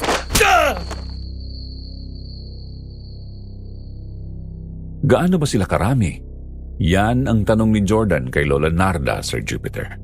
Hindi daw maubos ang mga aswang na tangid na yon. Mula nang dumating si Jordan sa pulinaryo ay napapadalas ang paglusob nila. Ayon kay Lola Narda, hindi sila kagaya ng mga aswang na alam ng karamihan. Umiinom lang sila ng dugo ng tao. Hindi rin nila kinakain ng mga lamang loob o laman ng tao. Para silang mga vampira. Pero may immunity sila sa sikat ng araw at namumuhay ding gaya ng mga normal na tao. Nakikisalamuha din sila nang hindi namamalaya ng karamihan na sila'y mga aswang. Kaya sila ay nakakapag-aral din at nakakagala ng malaya. Pero kapag nakatsyempo sila ay sasairin nila ang iyong dugo. Nang matapos ang engkwentrong yon, nagbantay pa sila hanggang mag-uumaga na. Jordan, bakit naman kamay lang ni Tisay ang hinahawakan mo? Pwede namang hawakan ng kamay ko kahit pasmado to. Ay! Oo nga no. Teka. Magjowa na ba kayo at may pa-holding hands na kayo? Yes, kuya. Kaya kuya na kita ngayon. Kuya! Umuwi na tayo, mga kasama! Umaga na! Maraming salamat uli. Magkita-kita na lang tayo mamayang gabi. Sa sobrang pagod at puyat na ni Jordan, nakatulog siya ng mahimbing na hindi na niya namalayan na ginigising siya ni Tisay para mag-almusal. Maging ang tanghalian na hindi na rin siya nakakain dahil sa himbing ng tulog. Hindi na rin niya namalayan na pumunta sa bayan sina Lola Narda, Ever at Tisay para mamalengke. Habang namimili si Lola Narda sa karnehan, nakasunod naman si Ever. Nagpaalam si Tisay na gagawi siya sa prutasan. Habang abala sa pagpapakilo ng karne si Lola at nauulinigan nila ang ingay ng mga nagsisigawang tao sa gawin ng prutasan, kinutuban si Lola Narda, kaya mabilis siyang nagtungo doon. Lola! Lola, si Tisay! Hinahabol ko, pero hindi ko na naabutan! Anong nangyayari dito at nagsisigawan ng mga tao? Si Tisay, Lola! Nakidnap si Tisay! May babae daw sa pilitang isinakay ng 4 na lalaki sa kotse. At ayon sa batang nagsabi sa akin, yung Ma'am Laila daw na yon. Hinahabol ko po, La, pero hindi ko naabutan eh. Ano? Nakidnap? Sinong kumidnap? Umuwi na tayo at sa bahay malalaman natin kung sinong gumawa nun. Tayo na! Opo, Lola. Tayo na! Nang hapon yon, habang nag-iensayo si Jordan sa kakahuyan, ay nakaramdam siya ng kakaiba sa paligid. Malakas ang ihip ng hangin. Malakas ang kabog ng dibdib niya sa hindi malamang dahilan. Nag-concentrate siya, ipinikit ang mga mata. Sa kanyang balintataw, ang agilang kanyang baluti ay lumipad ng mataas na sinundan lang niya ng tingin. Mula sa itaas ay sinusundan ng agila ang isang kotse na pumasok sa gubat. Sa di kalayuan, nakita niya ang isang bahay na luma. Isang babae ang ipinapasok sa loob. Malakas ang kabog ng kanyang dibdib. Hindi siya nagkakamali. Si Tisay ang babaeng nagpupumiglas na pilit ipinapasok sa loob. Nang idilat niya ang kanyang mga mata, alam na niya ang nangyari, kaya nang dumating sina Lola Narda at Ever, mabilis silang sumakay ng kotse upang puntahan ang itinurong lugar ng agila. Hindi kalayuan ang gubat na pinagdalhan kay Tisay. Sa di kalayuan, huminto si Jordan upang hindi marinig ng mga kidnapper ang pagdating nila. Mga tangid na mga lalaking yun. Bakit nila dinala si Tisay dito? Mga ungas kayo! Huwag kayong magkakamaling saktan siya! Tama ka po. Nakikita ko ang tunay nilang anyo. Mga hangal kayo! Anong kailangan niyo sa akin, ha? Wala kayong makukuhang ransom sa akin! Walang perang kuya ko! Hindi alam ni Tisay na aswang mga yun. Kailangan ko makalapit doon. May 2 gwardya. Ikaw sa harap, Jordan. Sa likod ako pupwesto. Sumunod ka sa akin, Ever. Pagsisisihan niyo to, mga kumag kayo! Itong bagay sa inyo! Ah! Buo ang loob ni Jordan. Alam niyang hindi ordinaryong tao ang mga kidnapper. Sa paningin ng normal na tao, sila ay mga normal din. Ngunit taglay ni Jordan ang matang agla, kaya maingat ang bawat kilos dahil nakasalalay ang buhay ni Tisay. At tama siya. Kailangang paganahin ang isip at hindi sugod ng sugod kahit may taglay pang anting-anting. Nakapasok si Jordan, ngunit matalas ang pang-amoy ng mga tangid, kaya namalaya ng 2 ang paglapit niya. Lapit mga ungas! Diyos ko, mga aswang pala to! Ungas ka! Heto ang siyot! Ah! Ah! Mag-iingat ka, Jordan! Para sa'yo, my love. Tapusin natin ang paghihirap niyong mga aswang! Mangisay kang parang palakawas! Ah! Ang lakas mo! Nahati mong mukha ng mga aswang! Ay! Ahas! Patayin mo! Huwag, kakampiyan. Nasaktan ka ba? Halika na. Palabas na daw sana sila, ngunit may narinig si Jordan na sasakyang paparating, kaya nagkubli sila at sinilip sa bukas na bintana kung sino ang dumating. Nang makababa ang mga ito ay nagbigay ng hudyat na paligiran ng bahay dahil nakita na nito ang 2 bantay na walang buhay at bumubula ang mga bibig. Ngunit ang huling bumaba ng sasakyan ay isang pamilyar na mukha. Tinitigang mabuti ni na Jordan at Tisay kung namamalikmata ba siya o ito ang katotohanan. Nalilito si Jordan. Isa itong patibong. Lumabas ka dyan! Sino ka mang magaling! Kung hindi, ay sasairin ko ang dugo sa katawan ng lola mo! Sinong lalaki yun? Si Isagani yun. Co-teacher ko, ilang beses ko nang nabasted. Makulit pa din. Siya palang nagpakidap sa akin. Lumabas ka dito, hangal! Ibigay mo sa akin si Tisay! At ibibigay ko sa iyo ang mahal mong lola! Paano naging co-teacher mo yan? Mukhang retirado na yan Matanda na ang suwang na yan. Si Lola Narda ba yun? Paano niyo nakilala si Lola? Hindi si Lola yon. Nililin lang niya ang paningin natin. Ayun si Lola sa likod Doon sila nag-aabang. Muling sumilip si Jordan sa labas at nakita niyang naglalabasan na ang mga pakpak ng mga aswang. Nagpasya siyang lumabas sila ni Tisay upang linlangin din si Isagani. Dahil ito rin ang senyas ni Lola Narda na nakasilip sa butas na dingding ng bahay. Lumapit ka sa akin dito, Tisay, at ibibigay ko ang lola niya. Huwag, Tisay! Nililin lang ka lang niya.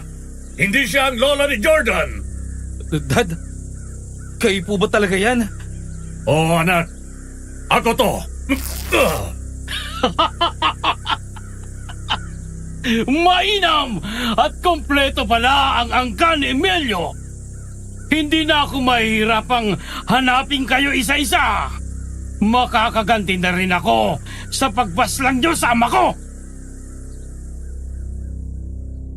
Lalong lumakas ang loob ni Jordan nang punitin ni Sir Ernie ang shirt niya at lumantad ang mga pamilyar na tattoo ng ama sa katawan. Kaya tama ang mga nakikita ng matang agila ni Jordan. Nagbigay ng hudyat si Isagani kaya handa nang umatake ang mga tangid. Lumabas sa mga pakpak nilang gaya ng sa ibong uwak. Sairin ang mga dugo ng mga yan! Maliban lang sa babae yan! Sugod! Babasagin ko mga mukha nyo! Saluhin niyo ang mga balang ito! Halika na, Ever! Nasa harapan ng mga kalaban! Walang kwenta ang mga aswang na ito! Hayan, naging abo na! Saan ka pupunta Isagani? Itong sa'yo! Lola! Tigok na mga aswang Kaya pwede nang lumabas sa lungga. Naubos ang mga tangid na aswang. Kusang nasunog ang mga bangkay dahil sa mga kamandag ng mga agimat namin. Maging ang bala ng baril ni Daddy ay pilak na matagal na pala niyang pinaghahandaan ang ganitong laban. Pero nakilala ni Tisay na ang mukhang 25 ni Isagani ay 70 na pala. Ito ang pamilya na salarin sa pagkamatay ng lola at lolo namin. Bumalik kami ng Pulinaryo at kinausap ako ng masinsinan ni Daddy. I'm so proud of you, Sam.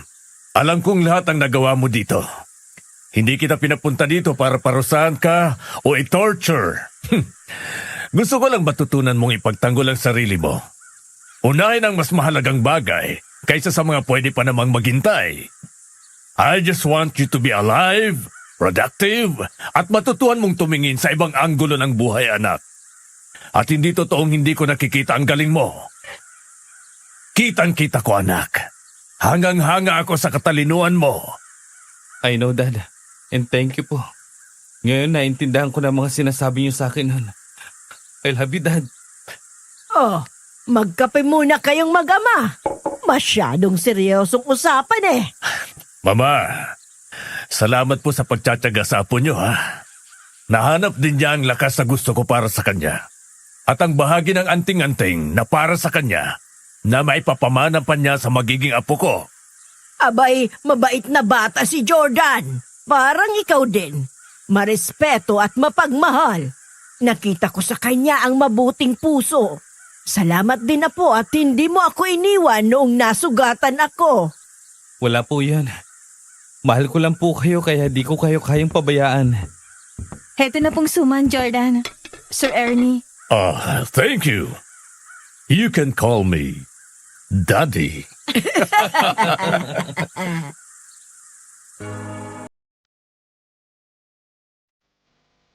Ito ang kwento ni Jordan ng kanyang hindi malilimutang tungkol sa mga aswang. Nagpakasal sina Jordan at Layla o Tisay pagkalipas ng 1 taon. Nabiyayaan sila ng 3 anak na lalaki. Natapos din ni Jordan ang kanyang PhD. Sa kasalukuyan siya ay isa ng school principal at si Tisay naman ay master teacher. Madalas na umuwi sila kay Lola Narda upang makasama ito. Maraming salamat po, Sir Jupiter, sa pagkakataong ibinigay ninyo sa akin na maibahagi ang kwento ni Jordan. Muli, ako po si Zenny na isang nurse dito sa Ontario, Canada. Maraming salamat sa iyo, Zenny, sa pagbabahagi ng kwento ni Jordan. Maraming aral ang napulot sa kwento ng buhay ni Jordan. Isa na dito ang sinasabing, sumunod ka muna bago ka sumuway. Hindi po ba, dear listeners? Ang pagmamahal sa anak, hindi po nasusukat sa pagbibigay lamang ng mga bagay na material. Ang pagtuturo sa kanila kagaya ng nakalakhan ni Jordan na mapagmalasakit. May mga planong naaayon sa ating mga kagustuhan para sa mga anak na nakakabuti. Pero natuturuan natin silang maging matapang, kagaya ni Jordan sa kanyang buhay, natupad nga ang sinabi ng daddy niya na this is for your own and you'll thank me later. Muli mga tagapakinig, baka meron din kayong ganitong mga karanasan. I-share nyo sa amin at mag-like, mag-share. Huwag kalimutan tangkilikin ang aming mga channels Sitio Pangil, Kwentong Takip Silim, Aswang Diaries, Aswang Confessions, Aswang Radio at Miss Amy Aswang Love Stories. Hanggang sa muli, marami pong salamat.